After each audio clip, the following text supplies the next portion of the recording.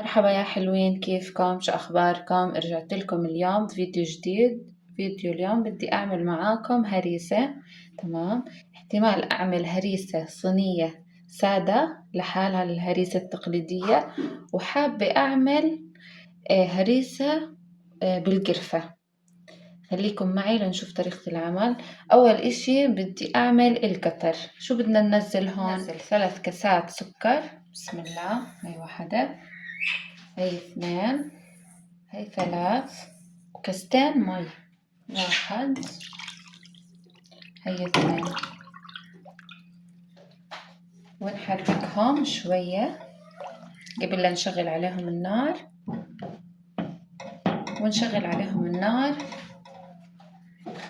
ونخليهم لمدة ربع ساعة. بعدها بنعصر نص الليمونة هاي من الكيس. هسه هون تعالوا نشوف طريقة العمل. أول إشي نحتاج سميد، أي نوع من السميد، يا وسط يا خشن. تمام. أنا راح أستخدم الخشن. راح نحتاج أستخدم هذا الكوب، حجم الكوب 300 مل. تمام. بننزل 3 أكواب من السميد الخشن. بسم الله. 1،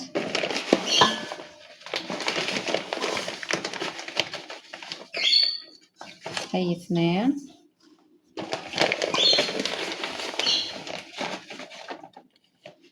هي 3. نحتاج معلقة صغيرة خميرة.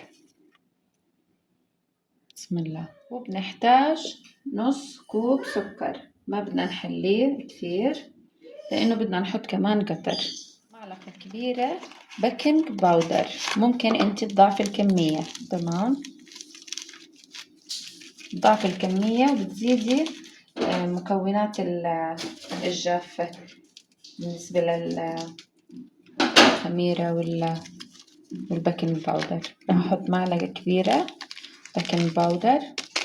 هاي الطريقة من غير كربونة، هاي الطريقة القديمة، الهريسة الفلسطينية القديمة. بنزل معلقة كبيرة، يا بتحطي فانيليا سائلة يا جافة. فأنا راح أحطها جافة، يعني باكيت. بنزل عليهم، هاد كوب معياري 250 مل. فأنا راح أنزل السمنة، هاي سمنة بلدية نباتية. تمام. هنزل نص الكوب. هسا شو بنعمل؟ بنبسها هاي الطريقة. شايفين؟ بنبسها كلها بهاي الطريقة، ما بنعجنها.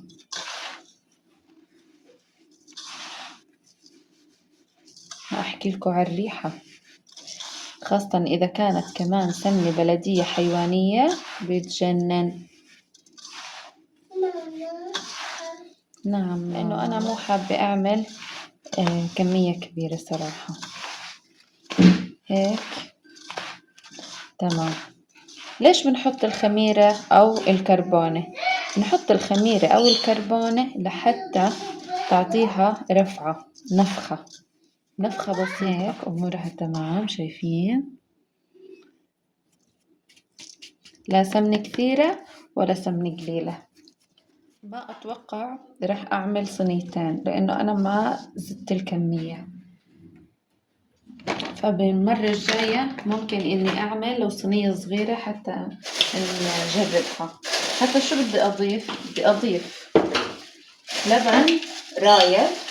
بسم الله. رح أنزل كوب ونص من لبن الرايب. هاي كوب ونص. هسا بنبلش عجن. بسم الله الرحمن الرحيم. مش عجن، آسفة، بس هيك. تمام. هيك.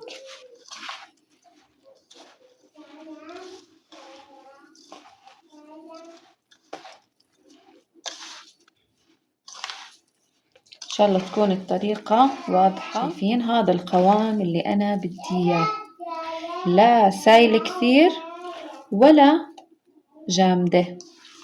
تمام.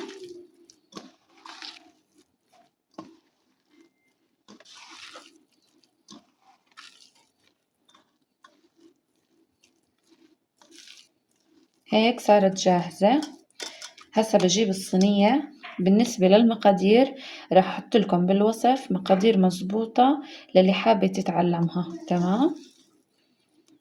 هسا خليني أجيب صينية وأعمل وأفرد فيها بسبوستنا. تمام. هيك أمورها جاهزة، وبنتركها ترتاح من ساعة لساعتين. أنا تركتها ساعة. جبت الصينية اللي راح أعمل فيها، هاي مقاسها بالضبط. مقاسها أنا ما بعرف صراحة، بس المقاس هاد مناسب.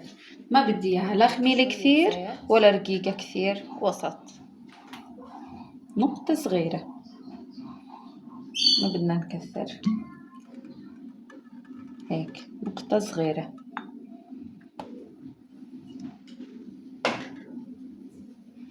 حتى ما تلزق معنا.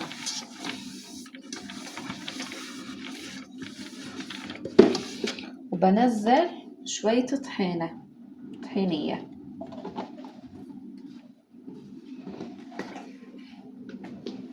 شوية زيت وشوية طحينية، وبنبلش نمسح فيها الصينية بهذا الشكل حتى ما تلزق معانا.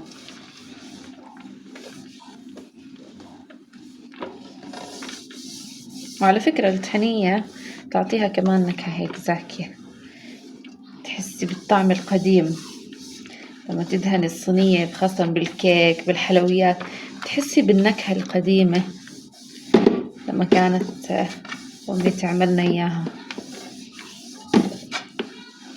وبابا الله يرحمه ويرحم أموات المسلمين جميعا. تمام. أنا هيك دهنت فيها الصينية الهريسة وبنزلها.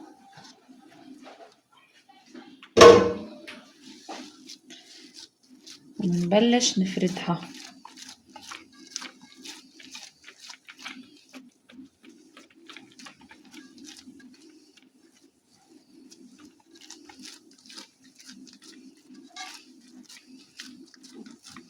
حاولي من الأطراف ما تكون رقيقة حتى ما تنحرق معك، وإنها تستوي قبل هون. فهمتي علي؟ لازم كل شي يكون متساوي. هسا أجا دور التقطيع. بسم الله. بتقطعيها زي ما انتي حابة. بسم الله. نقطعها عشان نزينها.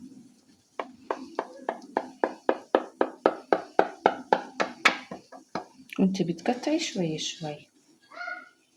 بسم الله.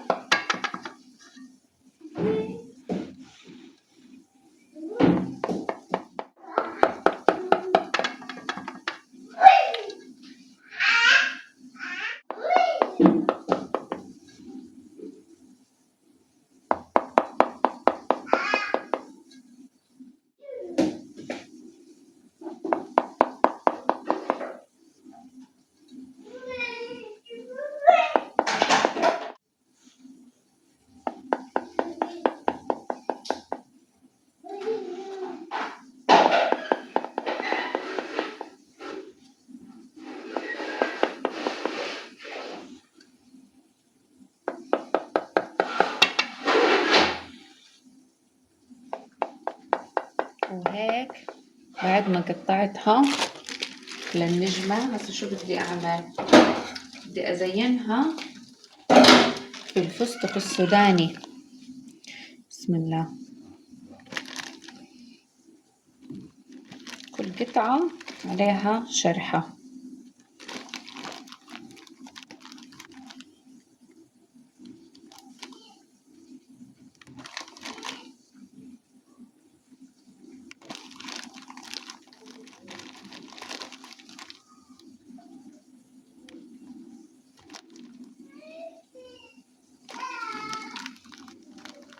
شايفين؟ وبهيك صارت جاهزة. هسه شو بدي أعمل؟ رح أدخلها على الفرن درجة حرارة 120. تمام. 180 وأحطها بالرف الوسطاني. تمام. وأتركها ربع ساعة وأرجع أشوف شو صار فيها.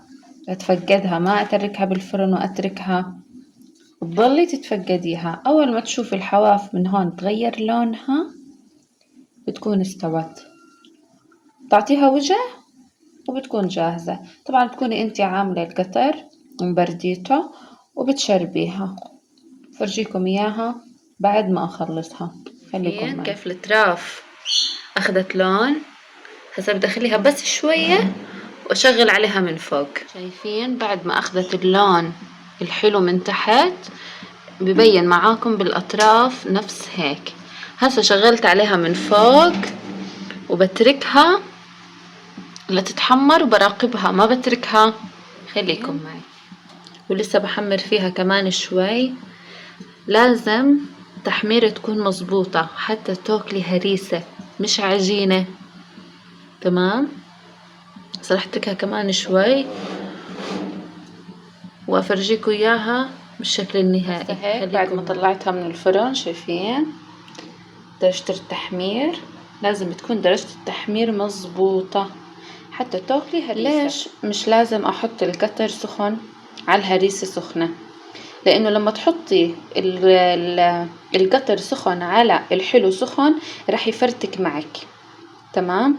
فيا بتستني انه الحلو يبرد معك وبعديها تسقي بالقطر السخن، يا بتكوني عاملة القطر قبل بوقت حتى يبرد انزل على الهريسة فيه. خليكم معي. بسم الله. هسه بنسقي. بسم الله الرحمن الرحيم.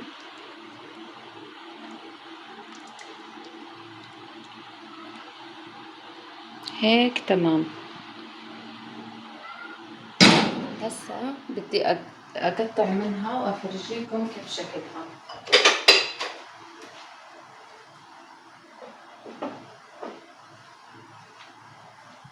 نقطع منها ونشوف كيف شكلها. رح ناخذ قطعة من النص ورح اخذ كمان اللي من الطرف. افرجيكم كمان درجة التحمير.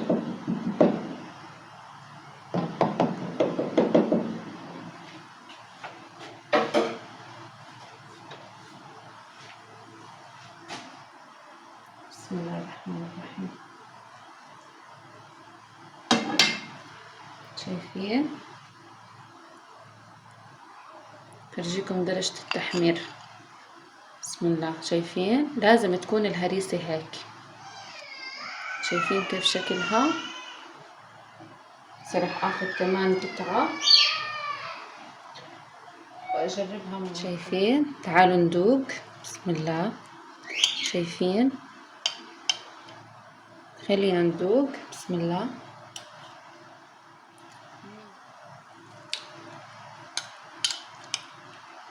بس بدها تبرد. هشة.